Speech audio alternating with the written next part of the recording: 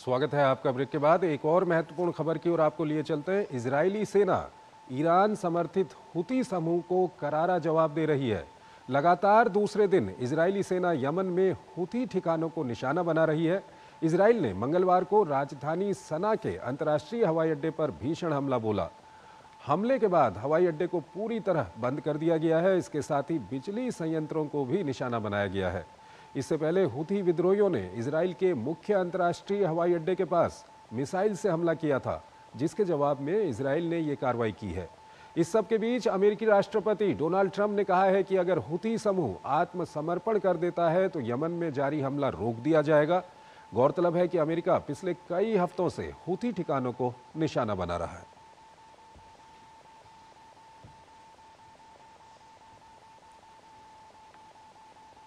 और आइए अब आपको अगली खबर की ओर लिए चलते हैं। फ्रेडरिक मर्ज को जर्मनी का नया चांसलर चुन लिया गया है, लेकिन उनका चुनाव इतना आसान नहीं रहा। पहले चरण के चुनाव में वो हार गए और जर्मनी के इतिहास में दूसरे विश्व युद्ध के बाद ऐसा पहली बार हुआ है। Friedrich Merz conservative party CDU के नेता हैं और उनकी पार्टी को पूर्व चांसलर ओलाफ सोल्ज की पार्टी एसपीडी का समर्थन मिला हुआ है। ये खबर हम आपको दिखाते हैं अभी। उससे पहले जैसे कि एक खबर अभी हमने आपको दिखाई थी कि हुती के खिलाफ किस तरह से इजराइल का अभियान चल रहा है, साथ ही साथ अमेरिकी राष्ट्रपति डोनाल्ड ट्रंप का एक बयान भी आया हुआ है। हमारे साथ पिनाक रंजन चक्रवर्ती जुड़े हुए हैं, विदेशी मामलों के जानकार हैं। पिनाक रंजन जी, जिस तरह से यमन में इजरायली सेना ने लगातार दूसरे दिन भी हमला किया है, हुआ ये था कि यमन के जो हुती हैं उन्होंने इजराइल के एक एयरपोर्ट पर हमला कर दिया था। उसके जवाब में लगातार इजराइल ने वहाँ पर हमला किया है। पहले एक बंदरगाह को निशाना बनाया और उसके बाद अब वहाँ पर एक एयरपोर्ट को निशाना बनाया गया है। इस बीच डोनाल्ड ट्रंप कहते हैं कि अगर हुती आत्मसमर्पण कर देगा तो हम हमले रोक देंगे, क्योंकि अमेरिका भी वहाँ पे हमले कर रहा है ब्रिटेन के साथ मिल करके। क्या कुछ कहेंगे इस इलाके में और खासकर यमन में जो कुछ चल रहा है इसको लेकर के? देखिए, हूती, हमास, हिजबुल्ला, ये सब ईरान के मतलब प्रॉक्सीज हैं, जिसको हम प्रॉक्सीज कहते हैं। क्योंकि हूतीज को कहाँ से मिल गया इतना इतना लंबा मिसाइल? किसने दिया? वो खुद तो बनाने के काबिल नहीं है। तो इसीलिए हम ये ईरान का दिया हुआ है ये सब। ईरान इसराइल को घेरने के स्ट्रेटजी में ये अपने प्रॉक्सीज को यूज करता रहा है, हिजबुल्ला, हमास और हूथीज। अब हूथीज मतलब जो मिसाइल वो दाग रहे हैं वो ईरानियन ओरिजिन के हैं। तो इसराइल ने नेचुरली अब उस पर अटैक करना शुरू कर दिया। पहले भी किया था कुछ अटैक। और अमेरिकन नेवी के जो बड़े बड़े वहां पे डिप्लॉयमेंट्स हैं वो भी उन पे अब अटैक कर रहे हैं। तो हूथीज पे तो अटैक होगा। और इधर जो कहा है प्रेसिडेंट ट्रंप ने कि अगर वो बंद करें फिर हम भी अटैक बंद करेंगे।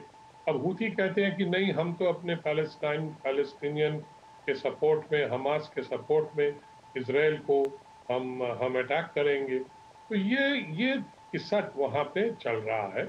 अभी वो अटैक करते हैं, फिर इसराइल और अमेरिका दोनों उनको अटैक करते हैं। फिर एक आध मिसाइल वो छोड़ देते हैं, फिर वो होते हैं। इसमें यमन का बहुत नुकसान हो रहा है और यमनी लोग मर रहे हैं इसमें। और वही है कि जो हूथीज जो है वो ईरान के मतलब पिट्ठू बने हुए हैं, और इसलिए उनको ईरान से पैसा मिलता है और मिसाइल मिलता है। तो वो अगर मिसाइल ना छोड़े तो ईरान पैसे बंद कर देगा। तो यही है किस्सा वहां का। और अफसोस की बात यह है कि ये बंद लेकिन नहीं पिनाक होते। रंजन जी, इस सब के बीच ईरान की ओर से जो बयान आ रहे हैं वो कहीं ना कहीं हुती के समर्थन में आ रहे हैं, और ईरान की ओर से इस तरह के बयान आ रहे हैं कि अगर ये ज़्यादा चलते रहा तो वहाँ पर और ये जो क्षेत्रीय संघर्ष है क्या वहाँ पर बन सकता है क्या ईरान, इजराइल और अमेरिका के बीच में? देखिए, बन तो सकता है, क्योंकि अब ईरान देखिए वो भी दिखा रहा है कि हमारे पास भी कुछ मोहरे हैं। होती है, एक कोई और भी है। उधर अमेरिका ने तो ऑलरेडी बोला है और न्यूक्लियर टॉक्स भी चल रहे हैं। इसीलिए ईरान हुतीज को एक मोहरा बना के यूज कर रहे हैं कि देखिए ऐसी बात नहीं है, हमारे पास भी है कुछ।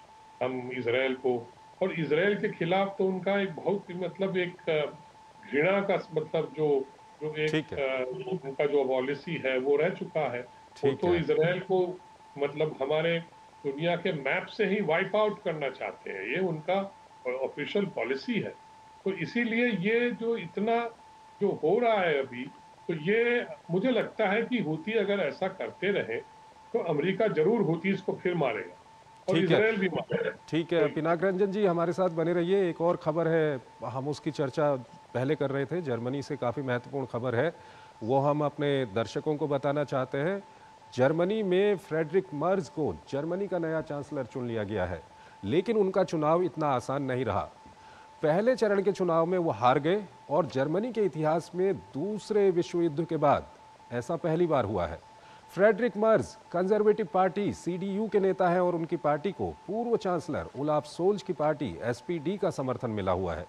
लेकिन पहले दौर में समर्थन न मिलना ये दर्शाता है कि गठबंधन के भीतर दरारें कहीं न कहीं मौजूद हैं। ये रिपोर्ट देखिए।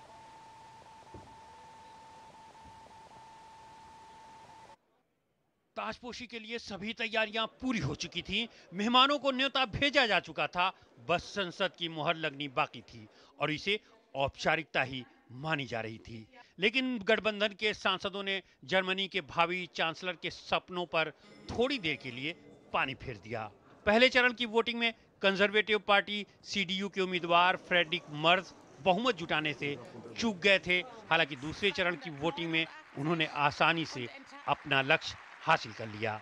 गठबंधन के तहत बहुमत के लिए जरूरी 316 वोटों के बजाय मर्ज के कागजों में 328 वोट तय थे, लेकिन जब पहले चरण की वोटिंग हुई तो निकले 310 वोट।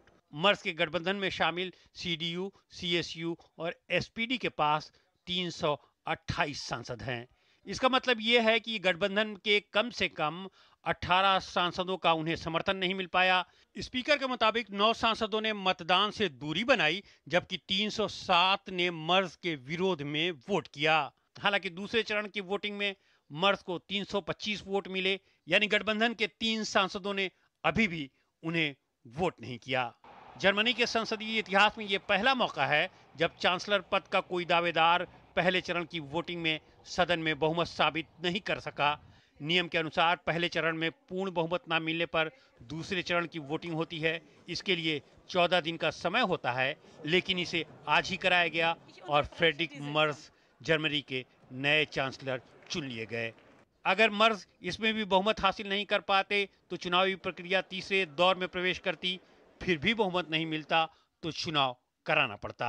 इससे पहले फरवरी में हुए चुनाव में सीडीयू गठबंधन ने 28.5% वोट के साथ 208 सीटों पर जीत दर्ज की, जबकि सोशल डेमोक्रेट्स पार्टी को 121 सीटों से ही संतोष करना पड़ा। जर्मनी में चुनावी नतीजों में सबसे बड़ा फायदा धुर दक्षिणपंथी अल्टरनेटिव फॉर डॉइचलैंड को हुआ, जो दूसरे नंबर पर रहते हुए 151 सीटें हासिल की। लंबे विचार विमर्श के बाद एसपीडी के साथ गठबंधन तय पाया। वहीं अपनी नीतियों को लेकर पहले से ही राजनीतिक दलों के निशाने पर रही एएफडी पर चुनाव में बेहतरीन प्रदर्शन के बाद आलोचनाओं का सैलाब आ गया। देश की खुफिया एजेंसी ने एएफडी को लोकतंत्र के लिए खतरा बताया। एएफडी ने एजेंसी के इस कदम को अदालत में चुनौती दी। अब उसे सत्ताधारी गठबंधन के खिलाफ बड़ा मौका हाथ लग गया है।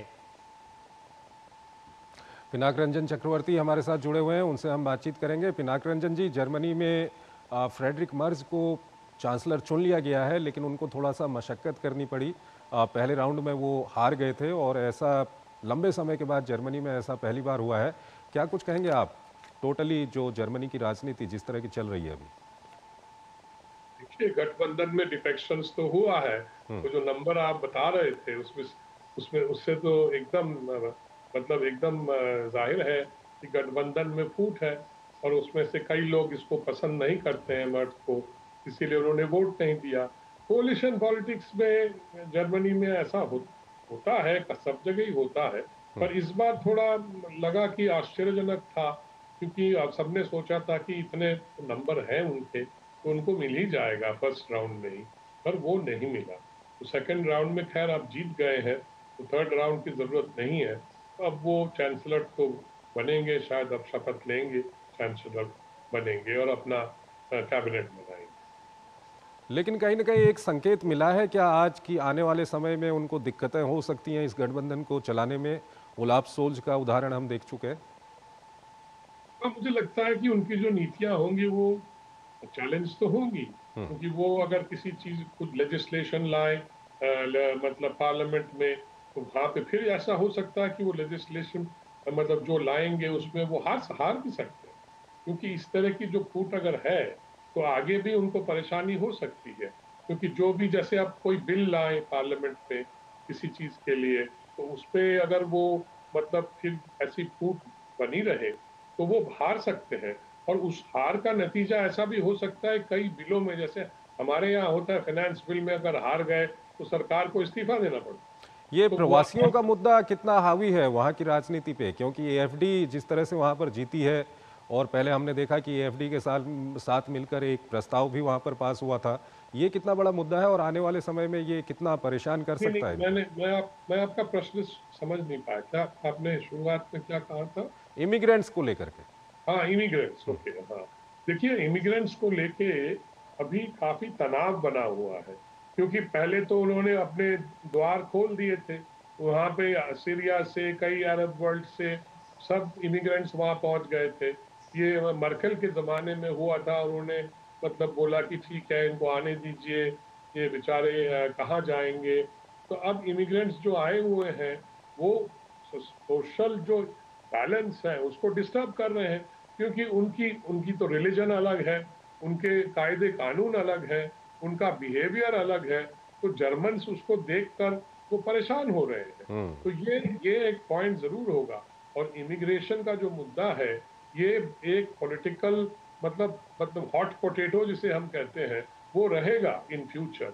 और इस पे काफी तनाव रहेगा, और मुझे लगता है इस पे बहस भी और होगा, और पता नहीं क्या पॉलिसीज ये लोग फिर अडॉप्ट करेंगे। ठीक है। सर, बहुत बहुत शुक्रिया आपका हमारे इस कार्यक्रम में जुड़ने के लिए और इन महत्वपूर्ण विषयों पर अपना महत्वपूर्ण विश्लेषण हमारे दर्शकों के सामने रखने के लिए। और अब हम आपको